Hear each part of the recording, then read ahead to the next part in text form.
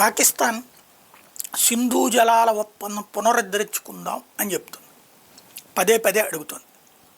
1960లో కుదిరిన ఒప్పందం అది ఎట్లా రద్దు అవుతుంది అంటుంది.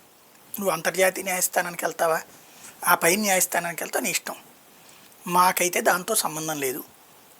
అప్పట్లో కుదుర్చుకున్న ఒప్పందం కూడా ప్రపంచ బ్యాంకు ఒప్పందం తప్పించి మాకేం సంబంధం లేదు. మా నీళ్ళు మేము వాడుకుంటాం, నీకు ఇవ్వాల్సిన అవసరం లేదు.